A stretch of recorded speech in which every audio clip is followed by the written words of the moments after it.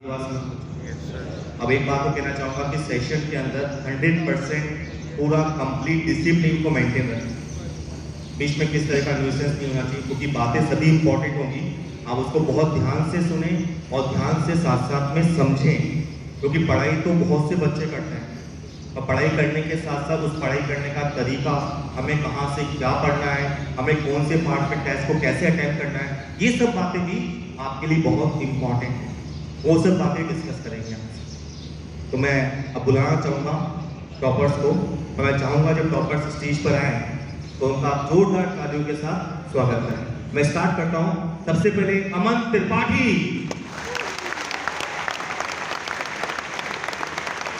अमन Tripathi UP से है और इनके मार्क्स आ रहे हैं 716 और 716 का मार्क्स का मतलब आप समझ सकते हैं।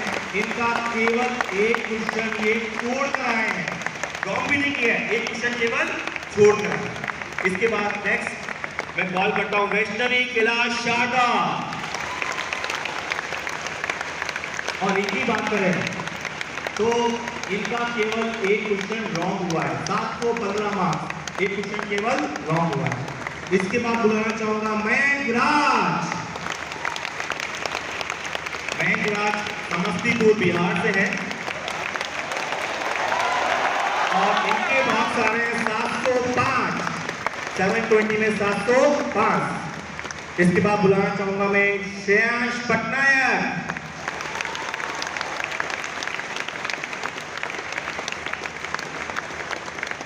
और श्रेयांश पटनायक के मार्क्स आ रहे हैं आगे 705 और ये बच्चा है नोएडा से बिलोंग करता है। अगला बच्चा है श्रेयश राज।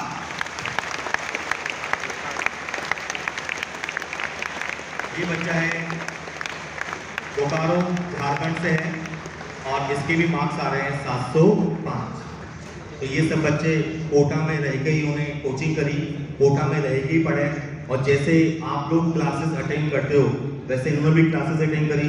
जैसे आप लोग इस सेशन में हो वैसे इन लोगों ने भी सेशन अटेंड किए हैं कोटा।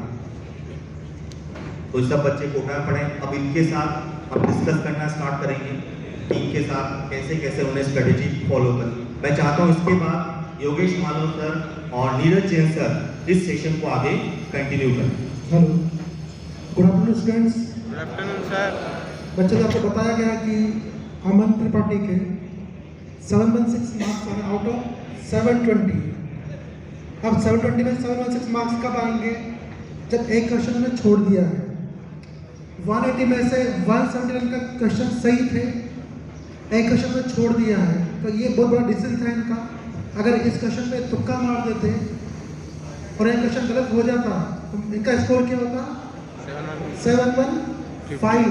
तो पहली बात तो क्या कि इनका जो 180 में से 179 क्वेश्चन अटेम्प्ट किए हैं वो 100% करेक्ट है। इतना परफेक्शन आप पे कब आएगा? जब आप प्रैक्टिस करेंगे, और प्रैक्टिस के आप लेवल पर टेस्ट देने होंगे। तो ध्यान रखें, आप कभी भी कोई भी टेस्ट आप मिस नहीं करें, चाहे वह कितना प्रिपरेशन हो, हमेशा आपको एल का टेस्ट आपको देना है। जितने ही मार्क्स आए उनका एनालिसिस करें। आप सभी को 2022 में नीट का एग्जाम देना है, यस और नो? Yes sir. और आपको इसके लिए फिजिक्स, केमिस्ट्री, बायो को प्रिपेयर करना होगा। तो मेरा आपकी तरफ से अमन से क्वेश्चन है कि ना नीट 2021 में फिजिक्स, केमिस्ट्री, बायो को कैसे प्रिपेयर किया कि इनका स्कोर 716 बन रहा है? सर फिजिक्स में तो मैं जो क्लास नोट्स होते थे पहले उन्हें अच्छे से करता था, और जो क्वेश्चन सर क्लास में कराते थे उन्हें भी रिवाइज करता था, और उसके बाद फिर जो मॉड्यूल के क्वेश्चंस होते थे उन्हें सॉल्व करता था। इसी तरह फिजिकल केमिस्ट्री में भी लगभग सिमिलर स्ट्रैटेजी थी मेरी कि पहले क्लास नोट्स को अच्छे से करता था, उसके बाद जो मॉड्यूल के क्वेश्चन थे उन्हें सॉल्व करता था। और फिजिकल केमिस्ट्री के कुछ टॉपिक जैसे सरफेस केमिस्ट्री, सॉलिड स्टेट, इन चैप्टर्स को मैंने एनसीईआरटी से भी अच्छे से पढ़ा था, और साथ ही साथ एनसीईआरटी के जो एग्जाम्पल्स थे, इन टेक्स्ट एग्जाम्पल्स, उन्हें भी मैंने सॉल्व किया था। और फिजिकल केमिस्ट्री के बाद ऑर्गेनिक केमिस्ट्री और इनऑर्गेनिक केमिस्ट्री में मैं जो सर पढ़ाते थे पहले वो टॉपिक साथ में कंप्लीट करता था, और चैप्टर खत्म होने के बाद फिर एनसीईआरटी उन चैप्टर्स की अच्छे से पढ़ता था। और इसी तरह बायो में भी जैसा सभी जानते हैं कि एनसीईआरटी बहुत ज़रूरी है, एनसीईआरटी से ही क्वेश्चन आते हैं मोस्टली, लेकिन उस एनसीईआरटी को समझने के लिए पहले कॉन्सेप्ट क्लैरिटी ज़रूरी है और उसके लिए मॉड्यूल पढ़ना ज़रूरी है।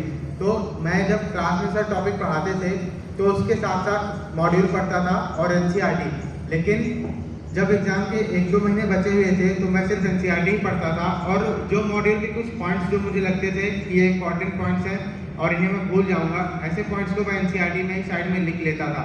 और इसके साथ साथ ऐसे क्वेश्चन जो टेस्ट में मुझसे गलत होते थे, मॉड्यूल बेस्ड क्वेश्चन थे वो, उन क्वेश्चंस को भी मैं स्टेटमेंट के फॉर्म में एनसीईआरटी में साइड में लिख लेता था ताकि जब मैं रिवाइज करूँ तो मुझे सारी चीज़ें एक ही जगह पर मिलें।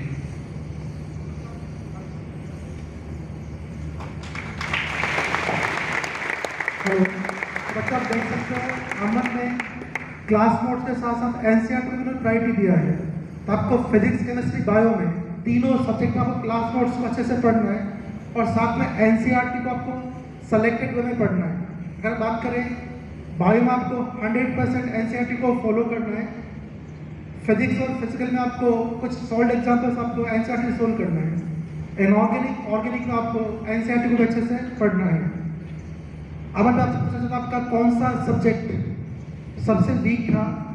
तो मेरा सबसे वीक सब्जेक्ट बायो था। इनका बायो सबसे वीक सब्जेक्ट था। आपका अभी बायो में कितना स्कोर बन रहा है? 360 बच्चों। अब देखो इनका जो वीक सब्जेक्ट था उनको मैंने स्ट्रॉन्ग किया और इनका स्कोर बना 360। मेरा क्वेश्चन श्रेयस वास से है, आपने नीट 2021 के लिए फिजिक्स, केमिस्ट्री, बायो कैसे प्रिपेयर किया?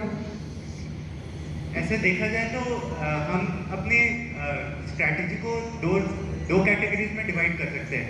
एक फिजिक्स और फिजिकल केमिस्ट्री के लिए सिमिलर स्ट्रैटेजी हो सकती है क्योंकि इसमें न्यूमेरिकल बेस्ड क्वेश्चंस भी आते हैं, इसलिए जो न्यूमेरिकल बेस्ड क्वेश्चंस है उसके लिए मैंने मोस्टली क्लास नोट्स में जो क्वेश्चंस करवाए जाते हैं उसे रिफर किया क्योंकि क्लास नोट्स में कोई भी ऐसा नया क्वेश्चन नहीं बचता है जो एग्जाम में आ सके। जैसे नीट 2021 में भी बोला जाता है कि फिजिक्स टफ था, पर मुझे ऐसा कोई क्वेश्चन नहीं दिखा जो मेरे क्लास नोट्स में कवर नहीं हुआ हो।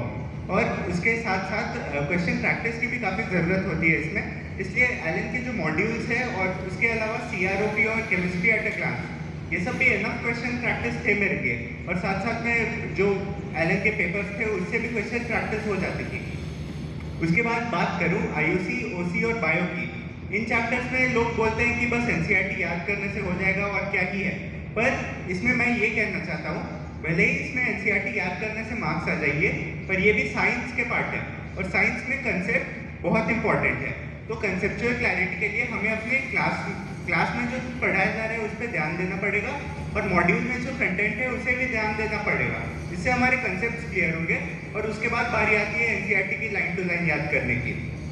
तो आप देख सकते हो इनके अकॉर्डिंग भी फिजिक्स, केमिस्ट्री, बायो में आपको क्लास नोट्स पे ज़्यादा फोकस करना है, फिर बाद आपको एनसीईआरटी के साथ साथ पढ़ना है। श्री साहब का कौन सा सब्जेक्ट सबसे वीक था? बायो। इनका बायो सब्जेक्ट वीक था और अभी आपका कितना स्कोर हो रहा है बायो में? 355।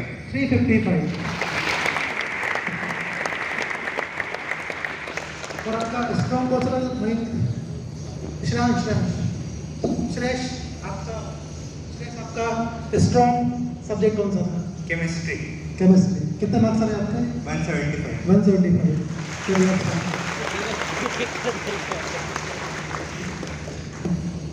Good afternoon to all of you.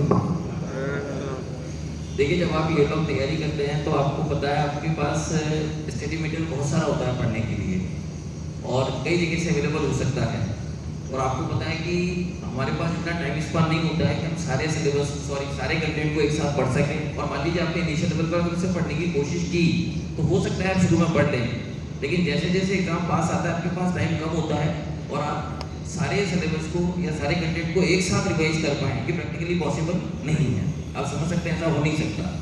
So you must be very selective about your strategy as well as your study material, यानी आपको अपनी स्ट्रेटेजी के ऊपर और जो स्टडी मटेरियल आप पढ़ रहे हैं उसके लिए बहुत सेलेक्टिव होना पड़ेगा। तो सबसे पहले मैं अमन से पूछना चाहूँगा कि जो स्टडी मटेरियल एलन को प्रोवाइड किया है, एलन से उनको प्रोवाइड किया गया है, वेदर इट इज सफिशिएंट या उनको लगता है कि नहीं उसके अलावा भी किसी और स्टडी मटेरियल की रिक्वायरमेंट थी उनको। नहीं सर, मुझे तो ये लगता है कि जो क्लास नोट्स होते हैं और एलएम के मॉड्यूल वो मोर देन सफिशिएंट है नीट के लिए। इसमें हर टाइप के हर वैरायटी के क्वेश्चन हमको मिल जाते हैं और यहाँ तक कि जो नंबर ऑफ क्वेश्चंस भी काफ़ी होते हैं, लगभग हर एक चैप्टर में 150-200 क्वेश्चन तो होते ही हैं प्रैक्टिस के लिए, जो कि सेल्फ सफिशिएंट है नीट के लिए। और अगर हम एनसीईआरटी की बात करें तो आप देख सकते हैं कि स्पेशली बायोलॉजी के अंदर एनसीईआरटी का वेटेज बहुत ज़्यादा होता है। और आप ये भी जानते हैं, आपने बायोलॉजी की एनसीईआरटी पढ़ी है, is very concise and compact. तो आपको पता है कि अगर आप सीधा एनसीईआरटी को पढ़ना स्टार्ट करेंगे तो हो सकता है कि आप उसको उस लेवल पर ग्रास्प नहीं कर पाएँ जिस लेवल पर ग्रास्पिंग की रिक्वायरमेंट है नीट एग्जाम को अच्छे नंबर से पास करने की। तो मैं माइंड से पूछना चाहूँगा कि वो ये बताएं कि एलएन के मॉड्यूल्स पढ़ने के बाद जब उन्होंने बायोलॉजी की एनसीईआरटी को पढ़ा तो वो कितना कंफर्टेबल जोन में थे और कितनी आसानी से एनसीईआरटी को समझ पाए। बायोलॉजी की अगर बात करूँ तो आपको ये है कि पहले कॉन्सेप्ट तो क्लियर करने ही पड़ेंगे, उसके लिए आपको क्लास अटेंड करना पड़ेगा। होता ये है कि अगर आप सीधा एनसीईआरटी पढ़ने जाओगे तो कहीं ना कहीं बहुत सारी चीज़ों में अटक जाओगे, मतलब वो टॉपिक आपको समझ में ढंग से नहीं आ सकता है। होता ये क्लास में अगर आपने अटेंड करा है तो आपको सबसे पहली बात ये पता चल जाएगी कि इंपॉर्टेंट क्या है और क्या इंपॉर्टेंट नहीं है, मतलब क्या चीज़ें आप छोड़ सकते हो और किसको बहुत ज़्यादा ध्यान से फोकस करना है। उसके लिए आप कॉन्सेप्चुअली भी बहुत क्लियर होना चाहिए चीज़ें। इसलिए पहले आप क्लास कीजिए, फिर मॉड्यूल पढ़िए, फिर एनसीईआरटी पढ़िएगा तो आपको बहुत अच्छे तरीके से क्लियर हो जाएगा।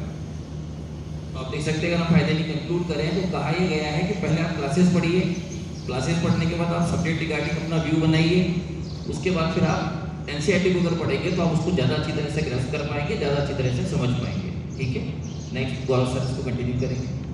तो कंक्लूजन ये है बच्चों कि एलएन का जो स्टडी मटेरियल है, जो भी आपको एलएन से मिल रहा है और साथ साथ में एनसीईआरटी की बात करें तो ये मोर देन सफिशिएंट है। इसी मटेरियल से आराम से आप फर्स्ट रैंक भी अचीव कर सकते हैं, आराम से मेडिकल कॉलेज में आप सिलेक्शन भी ले सकते हैं और की स्टडी मटेरियल करने की जरूरत नहीं है। और साथ साथ में एक बात और कहना चाहूँगा कि बायोलॉजी के लिए स्पेशल बात करना चाहूँगा।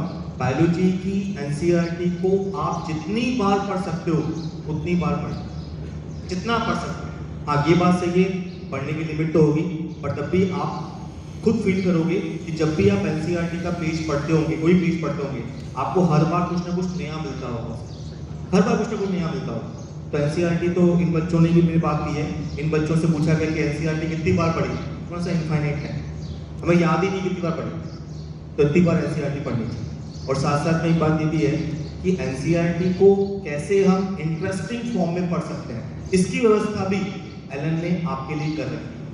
आपको आगे जाकर एक स्टडी मटेरियल मिलेगा एनसीईआर, आगे मिलने वाला है आपको। एनसीईआर मतलब एनसीईआरटी कंप्लीट रिवीजन, ये मिलने वाला है। और साथ साथ में एनसीईआरटी ऑब्जेक्टिव क्वेश्चन बुकलेट, उसमें क्या होगा, उसमें एनसीईआरटी बायोलॉजी को क्वेश्चन के माध्यम से आप रिवाइज कर सकते हैं, तो आप रिवीजन भी उस माध्यम से भी कर सकते हैं। अब आगे की बात स्टार्ट करते हैं। आगे आपने ये देख लिया कि कैसे पढ़ना है, साथ साथ में ये भी डिस्कस कर लिया आपने कि कैसे एनसीईआरटी और मॉड्यूल को बैलेंस करना है। आगे की बात करते हैं, टेस्ट की बात करते हैं, क्योंकि मेनली क्वेश्चन ये होता है आप लोगों का बच्चों का कि हम लोग पढ़ाई तो खूब करते हैं, पढ़ाई खूब करते हैं, पर हमारे एलएन के एग्जाम में मार्क्स नहीं आते। बच्चों सही क्वेश्चन है?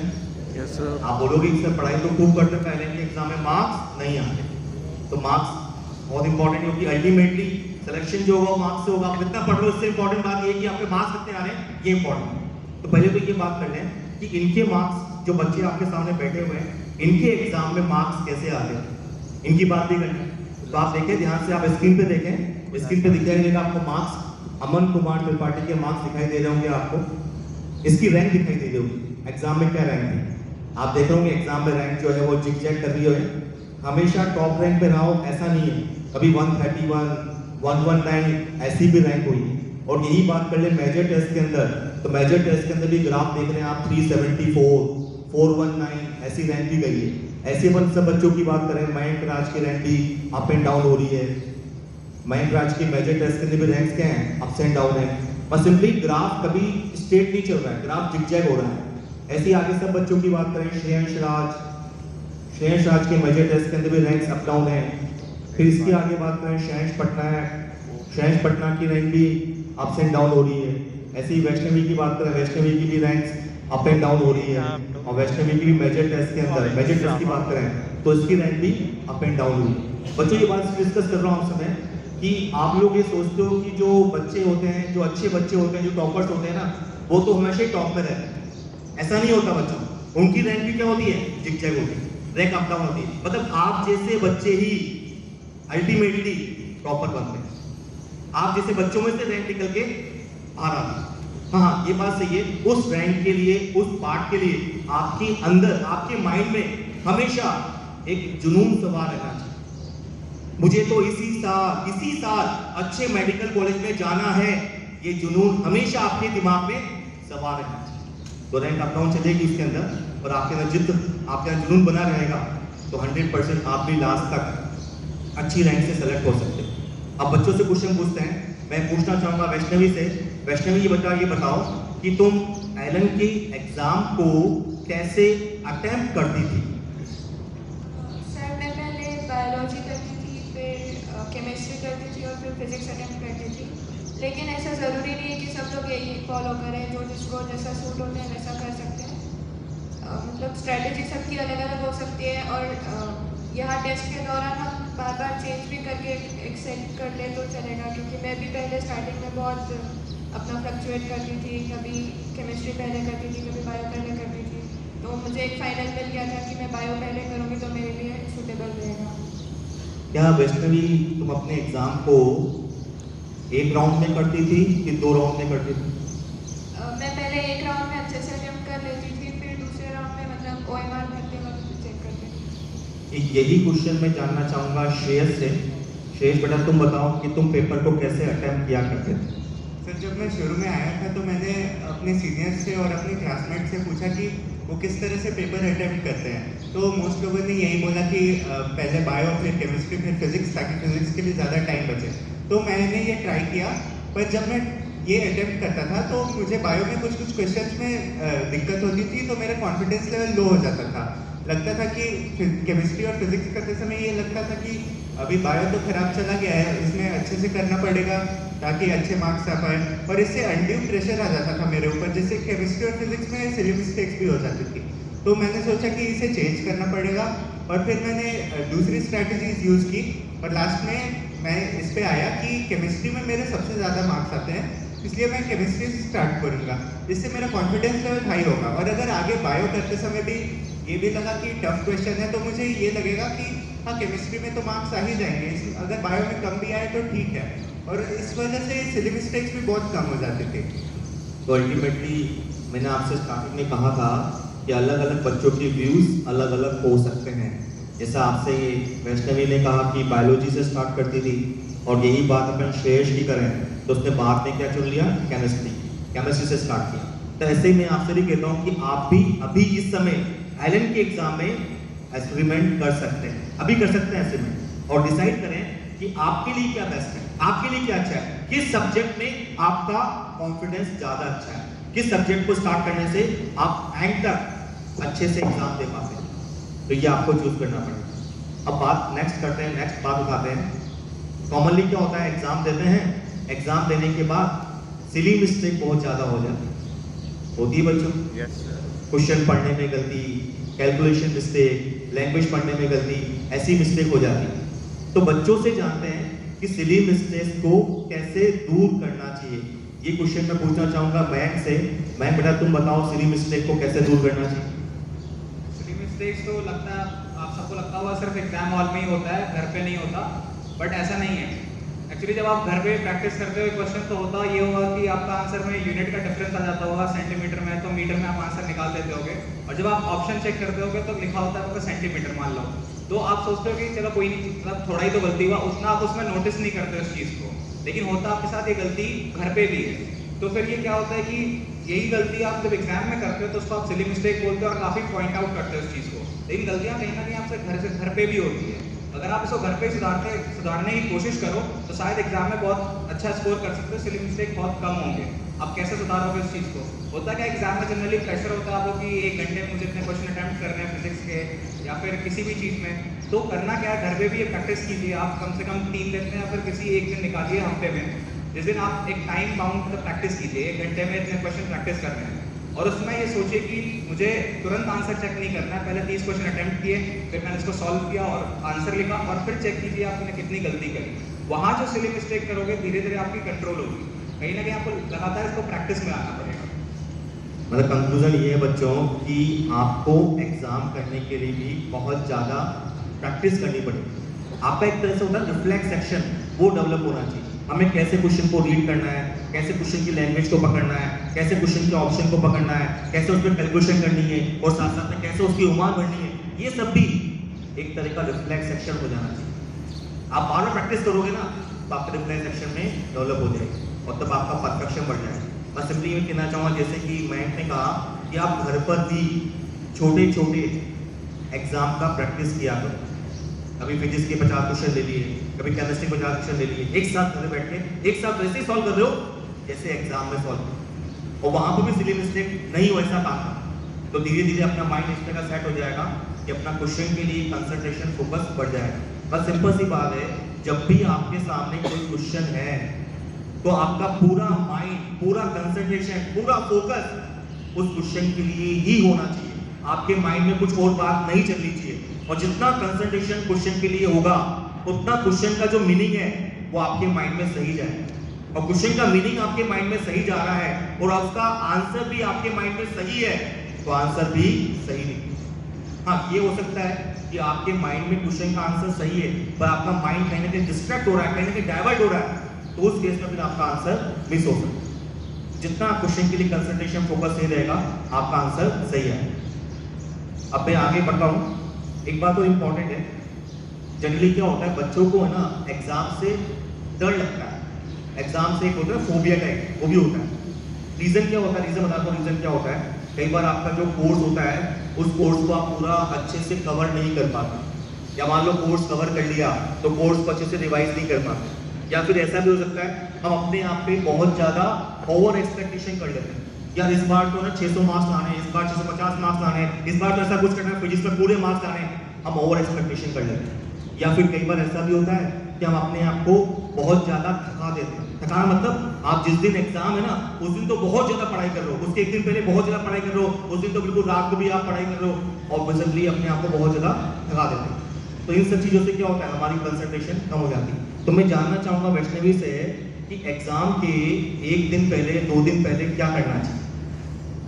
जैसे स्कूल में करते थे एग्ज़ाम के पहले दिन पढ़ाई करना, ऐसा नहीं करना चाहिए। तो पहले से एक टाइम टेबल बना के रखो ताकि एकदम एग्ज़ाम के टाइम पे टेंशन ना हो, और एग्ज़ाम के पहले रोज़ ही पूरी नींद अच्छे से लेनी चाहिए, तो एग्ज़ाम के टाइम टेंशन नहीं होगी और पूरा फोकस रहेगा क्वेश्चंस पर। यही क्वेश्चन है मैं पूछना चाहूँगा मयंक से। मयंक, तुम क्या स्ट्रेटेजी फॉलो करते थे एग्जाम के लिए? एग्जाम के एक दिन पहले की बताऊं तो वो कहीं ना कहीं इस बात पर डिपेंड करता है कि आपने पिछले 20 दिन में क्या करा है। देखिए 21 डेज मिलते होंगे शायद आपको एग्जाम के तैयारी के लिए, तो वो इस बात पर डिपेंड करता है आपने 20 दिन क्या करा है। होता ये है कि आप अगर अच्छे से पढ़े होगे तो उस दिन उतना प्रेशर नहीं लगेगा।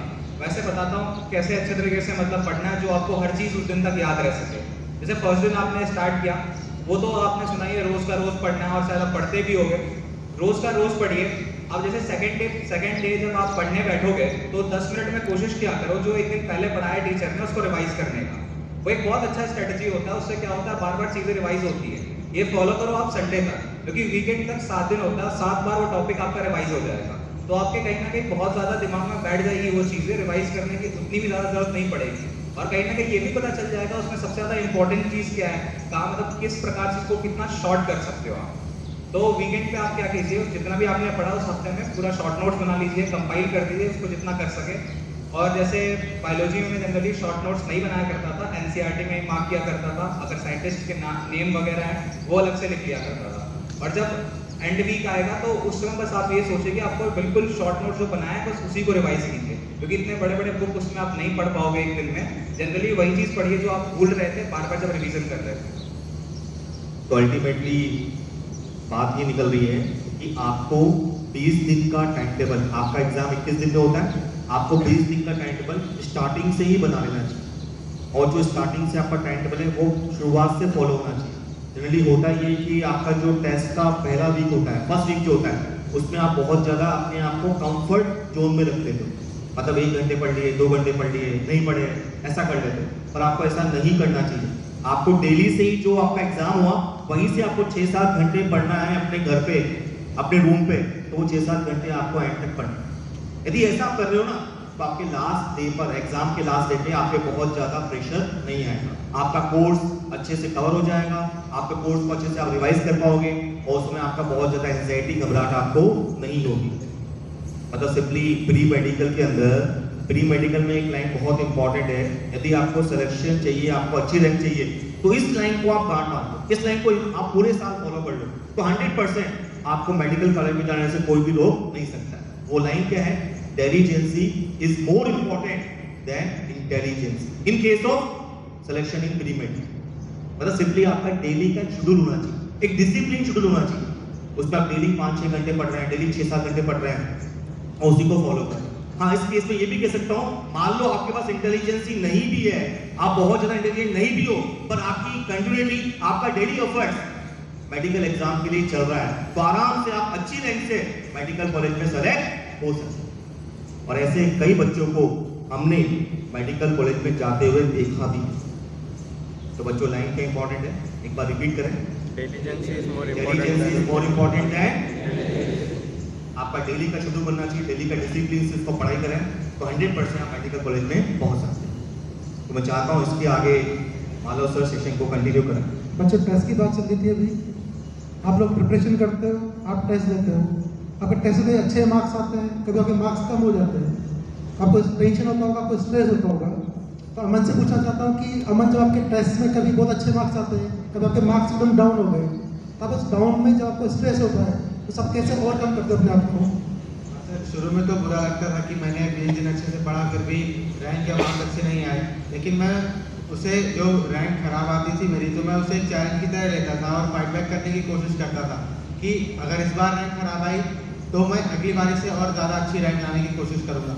लेकिन मेरे साथ कई बार ऐसा भी होता था कि मैं कुछ ज़्यादा ही रैंक के बारे में सोचता था और मैं मतलब अगली बार ज़्यादा एफर्ट्स करने के बाद भी रैंक और भी ख़राब आती थी। तो मैंने एक चीज़ ये रियलाइज़ करी थी कि मेरे लिए ज़्यादा बेहतर ये रहता था कि जब मैं फ्री माइंड में पेपर दूँ और रैंक और मार्क्स की ज़्यादा टेंशन ना लूँ। अगर मैं रिलैक्स करके पेपर देता था तो मेरी सिली मिस्टेक्स भी कम होती थी और मार्क्स भी थोड़े ज़्यादा अच्छे आते थे। तो ओवरऑल आपको अपना एफर्ट्स रेगुलर रखना चाहिए आपको। एक बार पूछना था आपसे, आपके जैसे आपके 21 डेज में टेस्ट होते हैं, तो आपके टेस्ट में 2 तरह का पार्ट से क्वेश्चन आता है, एक होता है आपका करंट यूनिट्स, एक होता है आपका बैक यूनिट्स। तो होता क्या स्टूडेंट्स, करंट यूनिट्स को तो साथ के साथ अच्छे से रिवाइज कर लेते, पढ़ते जाते साथ साथ, पर वो बैक यूनिट्स को प्रॉपर्ली रिवाइज नहीं कर पाते हैं। तो आपको कैसे बैक यूनिट्स को रिवाइज करना है, तो मैं एक क्वेश्चन पूछना चाहता हूँ श्रेयांश पटनायक से कि आप करंट के साथ साथ बैक यूनिट्स को कैसे रिवाइज करते थे? मैं सबसे पहले तो ये करता था कि मतलब रोज़ जो पढ़ाया जाता है उसे पहले पढ़ता था और मतलब एक वीक में जो पढ़ाया गया उसका मैं ये करता था कि वीकेंड पे शॉर्ट नोट्स टाइप प्रिपेयर करता था और डेली में ये करता था कुछ ना कुछ टाइम अलग से निकाल के उसमें मैं मतलब जो टॉपिक्स मेरे को लग रहा है कि मैं भूल रहा हूँ कि जो टॉपिक्स मेरा वीक है उसमें मैं थोड़ा सा मतलब वर्क करता था ताकि उससे मेरा मतलब हो जाता ना। बैक यूनिट्स को रेगुलर रिवाइज करते थे या कोई पर्टिकुलर? वैसे कोई पर्टिकुलर टाइम नहीं होता था, मतलब रोज़ का रोज़ कुछ ना कुछ मैं वैसे करता रहता था। सेम क्वेश्चन अमन से, आप बैक यूनिट्स कैसे रिवाइज करते थे? सर, बैक यूनिट्स के लिए जो माइनर टेस्ट का सिलेबस होता था मैं उसी को फॉलो करता था। जैसे जो टॉपिक आ रहे हैं माइनर टेस्ट में और वो काफ़ी पहले मैंने पढ़े थे, तो उनको मैं कोशिश करता था कि फर्स्ट वीक में ही रिवाइज कर लूँ। मतलब जो क्लास में चल रहा है उसके साथ ही, क्लास में जो रोज़ पढ़ाया जाता था उसे तो मैं रोज़ रिवाइज करता ही था, उसके साथ साथ जो टॉपिक बहुत पहले पढ़े थे उन्हें फर्स्ट वीक में और उसके बाद वाले टॉपिक्स को सेकेंड वीक में रिवाइज करता था। और थर्ड वीक में जो भी टॉपिक मेरे बचे हुए हैं या कुछ क्वेश्चन प्रैक्टिस बची हुई है मेरी, या ऐसे टॉपिक जिन्हें मुझे लगा कि मुझे दोबारा रिवाइज करने हैं, ऐसे चैप्टर्स एग्जाम्पल्स वगैरह, उन्हें मैं थर्ड वीक में, बाकी जो बचता था वो थर्ड वीक में रिवाइज करता था। तो बच्चों, आपको ओवरऑल करंट के साथ आपको बैक यूनिट्स को भी प्रॉपर्ली रिवाइज करना चाहिए ताकि आपका टेस्ट में आपका अच्छा स्कोर हो सके। देखिए, जब आप पूरी साल भर तैयारी कर रहे होते हैं तो आपने देखा होगा कि आपके विचार हमेशा एक जैसे नहीं होते हैं। कभी आपके विचार पॉजिटिव होते हैं और आप पढ़ाई की तरफ आसानी से लगे हुए होते हैं, और कई बार ऐसा होता है कि आपके विचार कुछ ऐसे आते हैं जो आपको पढ़ाई से दूर ले जाने की कोशिश करते हैं। और वैसे भी हम चूँकि साइंस के स्टूडेंट्स हैं तो हमारे विचार, हमें विचार आते भी बहुत ज़्यादा हैं और जो rate of change of thoughts है, जो विचारों का परिवर्तन होता है, विचारों का बदलाव होता है, उसकी दर भी हमारी बहुत तेज होती है, रेट भी बहुत फास्ट होती है। ऐसा होता है आपके साथ? आप में से कितने बच्चे ऐसे हैं जो ये मानते हैं कि हम पूरे 24 घंटे केवल फिजिक्स, केमिस्ट्री, बायोलॉजी के बारे में सोचते हैं, इसके अलावा हमारे दिमाग में वो तो विचार आते ही नहीं? Very good. और ऐसे कितने बच्चे जिनको लगता है कि हर थोड़ी देर में या हर कुछ समय के बाद विचार चेंज होते रहते हैं? बिल्कुल सही है। और हम इस चीज़ के लिए बहुत ईमानदार हैं और हमने महसूस किया है कि ऐसा होता है। और आप जानते हैं अगर ऐसा होगा तो कई बार ऐसा भी होगा कि कहीं ना कहीं आपका पढ़ाई से डिस्ट्रैक्शन होगा। कई बार आपको ऐसा लगता होगा कि अब हमारा पढ़ाई से ध्यान हट रहा है। तो कितने बच्चे ऐसे हैं जो ये मानते हैं कि कई बार हो सकता है किसी का 1 दिन में होता है, किसी के 5 दिन में या 7 दिन में, या किसी को 10 दिन में, या हो सकता है किसी का 1 महीने तक के बाद ऐसा महसूस होता हो कि अब हमारा पढ़ाई से ध्यान हटने लगा है। तो कितने बच्चे ऐसे मानते हैं कि पढ़ाई से डिस्ट्रैक्शन आता है? ये भी सही है, बिल्कुल। और अगर आप ऐसा मानते हैं कि डिस्ट्रैक्शन आता है तो डेफिनेटली आपको डिस्ट्रैक्शन के कॉज भी पता होंगे। आपको ये भी पता होगा कि डिस्ट्रैक्शन क्यों आता है। तो डेफिनेटली उस डिस्ट्रैक्शन को दूर करना बहुत ज़रूरी है। अगर हम दूर नहीं करेंगे तो स्टडी पे फोकस नहीं कर पाएंगे। अब मेरा ये क्वेश्चन आपसे ये है कि क्या आपको लगता है कि डिस्ट्रैक्शन केवल आपको आता होगा या इन्हें भी आता होगा? सबको इन्हें भी आता होगा? या ये मान के चले कि ये जो पूरी साइड बैठी है इधर से लेके इधर, और मैं हमको भी शामिल कर रहा हूँ और यहाँ तक, और उसके बाद उन लोगों को छोड़ दिया मैंने, तो क्या ऐसा है कि अपन सारे लोग ह्यूमन है और ये सारे लोग उधर बैठे हुए सुपर ह्यूमन है? ऐसा तो नहीं है। इसका सीधा मतलब है कि डिस्ट्रैक्शन तो वहाँ भी आया होगा। तो मैं सबसे पहले अमन से पूछना चाहूँगा कि क्या अमन की पढ़ाई के दौरान कभी उसको डिस्ट्रैक्शन फील हुआ? हाँ सर, मुझे सबसे ज़्यादा डिस्ट्रैक्शन स्मार्टफोन से ही होता था। मैं ज़्यादा सोचता था कि बस 10 मिनट यूज़ करूँगा, लेकिन वो 10 मिनट कब 1 घंटे 2 घंटे हो जाते थे, पता भी नहीं चलता था। तो ऐसे में ज़्यादा ही मतलब टाइम वेस्ट होने लगा था मेरा। तो फिर मैंने ये बात मैंने अपने पापा से बताई थी कि मैं फ़ोन ज़्यादा यूज़ कर रहा हूँ। तो फिर पापा ने मुझे डांटा था और फिर ये आदत मेरी बंद हो गई थी फ़ोन यूज़ करना। अब आप में से कितने बच्चे ऐसे हैं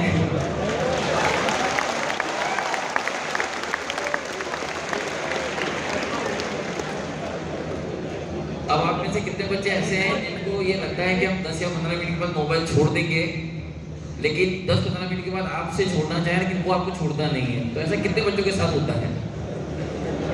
ठीक है, तो ये अब आप देखिए एक और आप में सिमिलरिटी कितनी है। इसका सीधा मतलब है कि जहाँ ये है वहाँ पहुँच सकते हैं। लेकिन इन्होंने एक समझदारी ये की कि जब इनके डिस्ट्रैक्शन आया तो इन्होंने उस डिस्ट्रैक्शन का कॉज अपने पापा के साथ शेयर किया। हो सकता है कि ये डिस्ट्रैक्शन का कॉज इनके पापा के साथ शेयर न करके किसी फ्रेंड के साथ शेयर करते हैं। तो हो सकता है फ्रेंड इनको ये ओपिनियन देता कि यार 1 घंटा भी अगर मान लो आप मोबाइल से यूज़ कर लें, खेल लें मोबाइल से, कोई दिक्कत नहीं, 23 घंटे बहुत होते हैं। या 2 घंटे भी कर लो कोई दिक्कत नहीं, 22 घंटे तो बहुत ज़्यादा होते हैं। और अगर 5 घंटे भी करो तो भी 19 घंटे होते हैं। लेकिन इन्होंने ऐसा नहीं किया। इन्होंने समझदारी ये की कि इन्होंने इस चीज़ को अपने पापा के साथ शेयर किया। और आप जानते हैं सबसे ज़्यादा आपके वेल विशर अगर लाइफ में तो कौन है? आपके पेरेंट्स, और दूसरा आपके टीचर्स। अगर आप अपने पेरेंट्स से और टीचर से कभी भी किसी ऐसी बात को लेकर आप शेयर करोगे जो आपको पढ़ाई से डिस्ट्रैक्ट कर रही है, तो वो डेफिनेटली आपको जो सलाह देंगे वो सलाह आपको करियर ओरिएंटेड होगी। और आपको अगर आपका पाथ डिविएट हो रहा है तो उसको वो वहाँ से हटाकर और आपके गोल की तरफ वापस फोकस करने की ओर होगी। तो कोशिश ये करें कि अगर आपके मन में कभी भी कोई ऐसी थिंकिंग आए, ऐसा डिस्ट्रैक्शन आए, तो सबसे पहले आप अपने पेरेंट्स के साथ उसे शेयर कीजिए और वो डेफिनेटली आपको सही तरीके से गाइड करेंगे।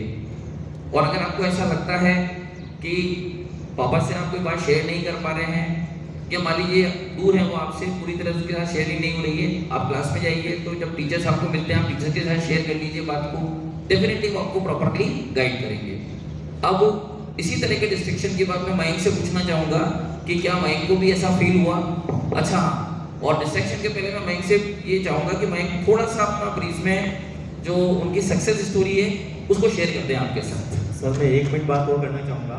एक बात तो इम्पॉर्टेंट है, कई बार बच्चे ये सोचते हैं कि ना हम जो स्मार्टफोन है, स्मार्टफोन में उससे हम पढ़ाई करेंगे।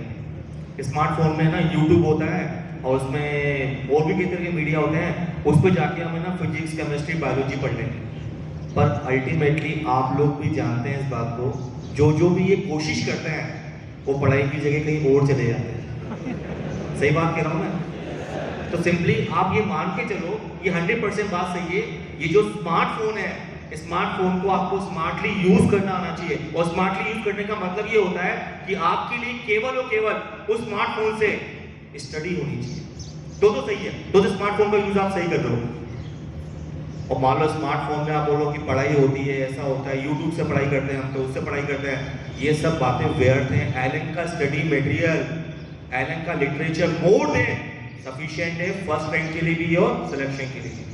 तो उसे फॉलो कर लोगे ना तो आराम से आपका रैंक आ जाएगा, सिलेक्शन हो जाएगा। और जो आप ये बोलते हैं यूट्यूब, गूगल जो भी आप बोलते हो उसके अंदर कि इससे पढ़ाई करेंगे हम, तो सिंपली इससे केवल और केवल डिस्ट्रक्शन होगा, केवल कोई डिस्ट्रक्शन होगा और साथ साथ में माइंड में कंफ्यूजन क्रिएट होगी, केवल कंफ्यूजन क्रिएट होगी। तो सिंपली मैं आपसे ये कहना चाहूँगा कि अभी जो आप स्मार्टफोन को यूज़ करते हैं ना, केवल और केवल आप यूज़ करें तो केवल आप एलन की एप्लीकेशन के लिए यूज़ करें और बाकी पार्ट के लिए इसको यूज़ नहीं करें। इसे आप बोलेंगे कि आपने स्मार्टफोन को स्मार्टली यूज़ किया। अब मयंक का क्वेश्चन का आंसर मयंक दे। हाँ, मयंक अब थोड़ा सा अपनी जो सक्सेस स्टोरी उसको इनके साथ शेयर करें, ठीक है? पहले एक क्वेश्चन पूछूंगा आप लोगों से। आप लोग में से कितनों को लगता है कि टॉपर इनबॉर्न होते हैं, मतलब बाय बर्थ होते हैं टॉपर? मतलब मयंक ये जानना चाहते हैं कि टॉपर्स पैदा होते हैं, मेहनत से टॉपर नहीं बना जा सकता। तो आप में से कितने बच्चे ऐसे मानते हैं कि टॉपर्स बाय बर्थ होते हैं, यानी वो पैदा ही टॉपर होते हैं, मेहनत करने से कोई टॉपर नहीं बनता है? ऐसा कितने बच्चे मानते हैं आप? इसका सीधा मतलब है कि आप ये मानते हैं कि टॉपर्स इनबॉर्न होते हैं, बाय बर्थ होते हैं, लेकिन मयंक इसका एक्सेप्शन है। पहले एक बार आप इनके ताली बजाइए इनके लिए। बात सुनिए। 10th में मेरे साइंस में 50 मार्क्स थे। फर्स्ट टाइम जब नीट दिया 395 थे, सेकेंड टाइम 587 और थर्ड टाइम 705 आया।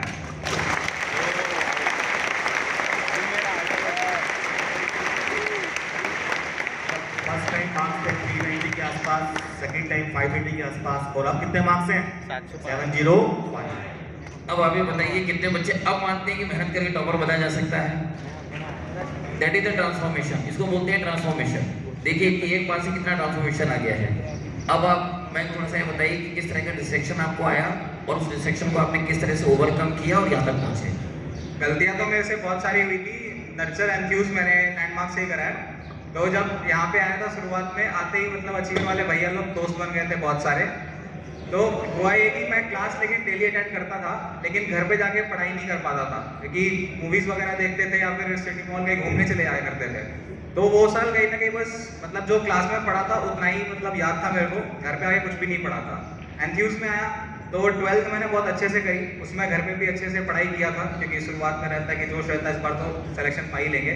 लेकिन जैसे ही फिर 11th स्टार्ट हुआ तो मुझे ये एक ओवर कॉन्फिडेंस था मेरे को अपने ऊपर कि मुझे आता है, मैं खुद से घर पे कर लूँगा। लेकिन होता ये था जब क्लास छोड़ के निकलते थे तो इधर ही 5 मिनट के रास्ते में 3 घंटे लग जाते थे, मतलब घर पहुँचते पहुँचते।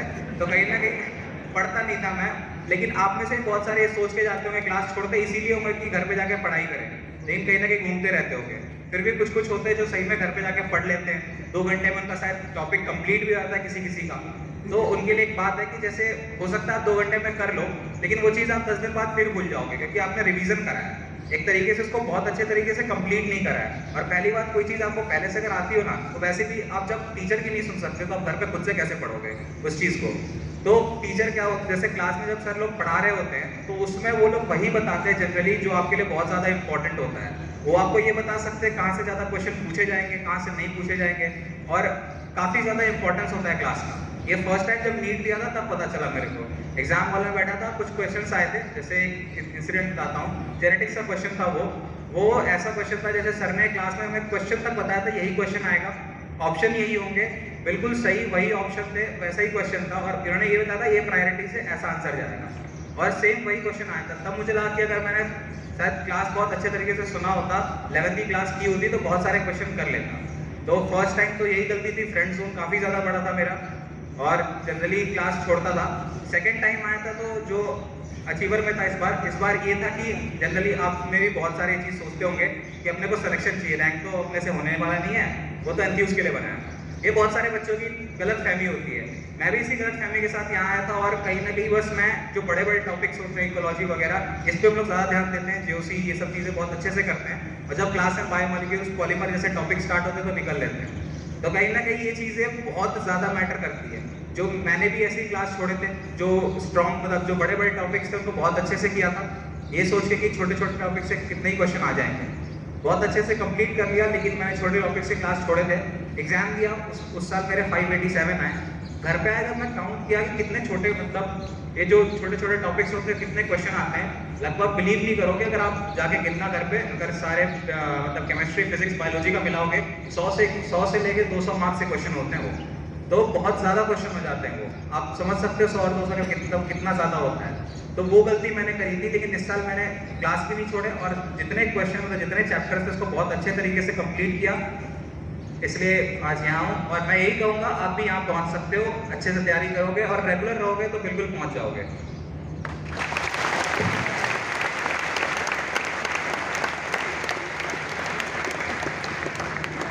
क्या मयंक आपने इस तरह के सेशन अटेंड किए थे? जनरली मतलब पहले भागने की कोशिश करता था, अगर बच जाता था तो पीछे जाके बैठता था कहीं। हाँ, अब ये मयंक जब पीछे जाकर बैठते थे तो इस तरह के सेशन उन्होंने अटेंड किए, लेकिन एक सेशन में इनके दिल को छू, जो यहाँ से बातें कही गई इनके दिल को छू गई और इन्होंने ये प्रण कर लिया कि मैं सेशन अटेंड तो करूँगा अगली बार, लेकिन वहाँ बैठ के नहीं, यहाँ बैठ के करूँगा। और उसके बाद ही यहाँ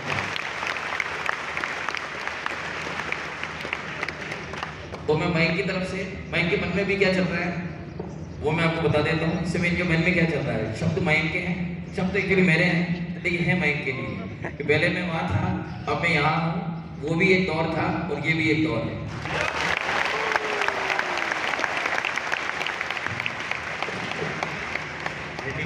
अल्टीमेटली बच्चों, मयंक की बातों से जो कंक्लूजन निकल के आ रहा है, एक तो किसी भी कंडीशन में हमें एलन की क्लास नहीं छोड़नी है, एलन की क्लास नहीं छोड़नी। बात बच्चों ये बात सही कि आप लोग सोचते हैं कई बार कि यार टॉपिक बहुत इंटरेस्टिंग नहीं है, टॉपिक बहुत छोटा टॉपिक है, इतने को आता है अच्छे से, मैं घर जाके कर लूँगा। पर ऐसे केस में आप घर जाके सोचते हो कर लूँगा, पहली बात तो आप घर तक पहुँच ही नहीं पाते, कहीं रास्ते में रुक जाते हो, होता है ना सब बच्चों। और फिर साथ साथ में घर पहुँच भी जाते हो ना, तो बताया मैंने बताया आपको कि आप 2 घंटे में कर भी लेते होंगे ना, तो उसकी विजुअल मेमोरी आपके अच्छे से बन नहीं पाती। एक्चुअली होता है कि अपने क्लास अटेंड करते हैं ना, तो उसका पूरा विजुअलाइजेशन हो जाता है। और आप लोगों ने भी सुना होगा, जितना अच्छा विजुअल बनेगा, जितना अच्छा विजुअलाइजेशन बनेगा, वो बातें हमें लॉन्ग टर्म तक याद रहेगी, लंबे समय तक याद रहेगी। वो बातें आपको एग्जाम के समय क्लिक होगी, हाँ क्लास में ऐसा डिस्कस हुआ था, क्लास में ऐसी बात हुई थी, क्लास में फैकल्टीज ने ऐसा कहा था, वो बातें आपको एग्जाम के समय क्लिक होगी। इसलिए पहली बात तो आप जितना क्लास अटेंड करें उतना फायदा होगा। और साथ साथ में किसी भी कंडीशन में एक बात तो कहना चाहूँगा, किसी भी कंडीशन में आपको एलन का एग्जाम भी नहीं छोड़ना चाहिए। हाँ, कई बार ऐसा हो सकता है आपकी एग्जाम की प्रिपरेशन कम ज़्यादा हो सकती है, आप कई बार हो सकता है कि कोर्स जो है वो कंप्लीट रिवाइज नहीं हुआ, पर तब भी हमको हर कंडीशन में एलन का एग्जाम देना ही चाहिए। मान लो हमारा कोर्स जो है वो 80% ही हुआ है, हमारा 100% के लिए कोर्स 80% ही हुआ है, पर हमारी कोशिश ये होनी चाहिए कि उस 80% के अंदर हम 100% मार्क्स दें। 20% कोई बात नहीं हुआ, पर 80% में 100% मार्क्स दें। और एक साथ साथ में एक बात और मैं की बात समझ आई, हमें किसी भी कंडीशन में कोई भी टॉपिक नहीं छोड़ना है। वो टॉपिक चाहे बड़ा हो, चाहे टॉपिक छोटा हो, चाहे टॉपिक इंटरेस्टिंग हो, चाहे टॉपिक नॉन इंटरेस्टिंग, हमें एक बार तो पूरा अच्छे से फिजिक्स, केमिस्ट्री, बायोलॉजी में पूरा कोर्स अच्छे से कंप्लीट करना ही। हाँ, ये बात सही है, लास्ट टाइम जब नीट का लास्ट टाइम आएगा, आपको जब फास्ट फ्रिक्वेंट रिवीजन करना होगा, तब अपन टॉपिक को छोड़ सकते हैं, पर एक बार तो उस टॉपिक के अंदर पूरा अच्छे से परफेक्शन लेके आना ही है। क्योंकि आपको नहीं पता है कि किस टॉपिक से इस बार 2022 में किस टॉपिक से कितने क्वेश्चन आने हैं, आपको नहीं पता। तो एक बार तो पूरा पढ़ना। इस बार भी हुआ है, इस बार भी वेटेज के अंदर जो अपन देखे ना, वेटेज में चेंजेस आए, तो कहीं से भी कुछ भी एग्जामिनर पूछ सकते हैं। तो आपको एक बार तो पूरा 100% कोर्स अच्छे से कंप्लीट करना है। बात समझ में आ रही बच्चों? Yes sir. तो ये बातें कंक्लूजन की हैं, और मैं चाहता हूँ एक लास्ट क्वेश्चन और पूछ लें। वैष्णवी से पूछना चाहूँगा, वैष्णवी बेटा ये बताओ कि ओवरऑल जो आपकी जर्नी रही है कोटा के अंदर, उसमें आपके पेरेंट्स का क्या रोल रहा? पेरेंट्स का तो मेन रोल ही होता है, मतलब अब कोई भी प्रॉब्लम हो, किसी भी तरह का डिस्ट्रैक्शन हो तो पेरेंट्स से डिस्कस करो, उनकी एडवाइस सुनो। मतलब अगर वो कुछ बोल रहे हैं करने के लिए तो मान लो वो सही ही बोल रहे होंगे, उनका एक्सपीरियंस इतना है। मेरी मम्मी मेरे साथ यही रहती थी, वो मुझे बहुत सपोर्ट करती थी, कभी भी मेरी प्रॉब्लम होती थी तो सॉल्व कर देती थी। और जैसे मार्क्स वगैरह कम आए तो मैं पापा से बात कर देती थी, मतलब बहुत चीयर करते थे पापा हमेशा। तो पेरेंट्स की एडवाइस हमेशा लेनी चाहिए, उनसे बात करनी चाहिए। मतलब टेस्ट में कम मार्क्स आए तो आप उनसे बात करो तो वो थोड़ा अच्छा लगेगा। तो इसमें मैं एक बात और ऐड करना चाहूँगा वैष्णवी की बातों में। वैष्णवी ने ये कहा कि पेरेंट्स से बात करती थी, मेरे मार्क्स कम भी आते थे तो पेरेंट्स मुझको मोटिवेट किया करते थे। ये बात सही है, पर पेरेंट्स मान लो मोटिवेट नहीं भी करें, पेरेंट्स मान लो डांट रहे हैं आपको, तो वो डांट भी खा लो, वो डांट भी अच्छी है, उस डांट को भी खा लो। पेरेंट्स को डांट, कोई और तो डांट रहा है, पेरेंट्स डांट अच्छी बात है, पेरेंट्स ने पहले ही डांट दिया हमको, तो वो जो डांट है ना, वो डांट हमारे यदि सफलता के लिए, आगे बढ़ाने के लिए हो रही है, क्या दिक्कत है? तो पेरेंट्स की डांट भी अच्छी होती है, पेरेंट्स की मोटिवेट करें तो भी अच्छी बात है, और डांटे तो भी उसको मानो कि ये अच्छी बात है। हम अभी समझ गए, अभी हमारा रास्ता सही पकड़ लिया, अभी समझ गए तो हमारा मेडिकल कॉलेज का सपना पूरा हो जाए। अल्टीमेटली आप जो ये पढ़ रहे हो, इस पढ़ने से सबसे ज्यादा फायदा किसको होने वाला है? आपको ही होने वाला है। आपके पेरेंट्स को बहुत ज्यादा फायदा नहीं होने वाला है, सबसे ज्यादा फायदा किसको होने वाला है? आपको होने वाला है। तो सिंपली आपके सक्सेस के लिए, आपके टारगेट के लिए वो भी आपका साथ दे रहे हैं, तो उसमें कोई दिक्कत नहीं, अपन डांट भी खा सकते। अब मैं चाहता हूँ लास्ट में इस सेशन में जो भी हमें कंक्लूजन मिला है, वीरेंद्र गुप्ता सर उसको कंक्लूड करें।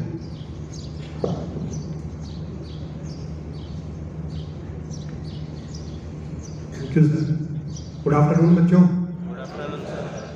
देखिए बच्चों, अभी इतनी देर से हमारे जो टॉपर्स बच्चे हैं उनसे हम बात कर रहे थे, तो ओवरऑल कंक्लूजन ये निकलता है कि अगर हम फर्स्ट डे से ही एक प्लानिंग के साथ चले और प्लानिंग के साथ पढ़ाई करें तो मुझे नहीं लगता कि मेडिकल में सिलेक्शन होना कोई बहुत बड़ी चीज़ है।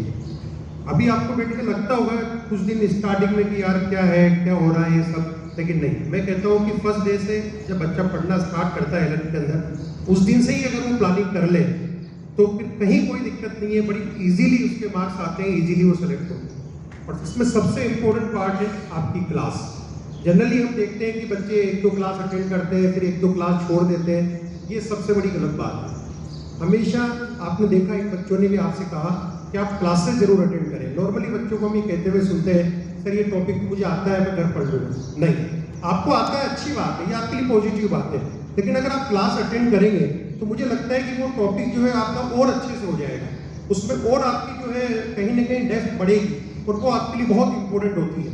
आपका पढ़ना और टीचर का पढ़ाना बहुत अलग चीज़ है। आप इस टॉपिक को अपने आप से पढ़ते हैं, लेकिन नहीं, अगर टीचर उस टॉपिक को पढ़ा रहे हैं तो उसकी एक बात अलग हो जाती है कहीं ना कहीं। तो रेगुलर क्लासेज आप अटेंड करें, सिंसियरली आप 6 to 7 आवर्स घर पे दें अपनी पढ़ाई को, तो मुझे नहीं लगता कि कोई ऐसी ताकत है जो आपके सिलेक्शन को रोक सकती है।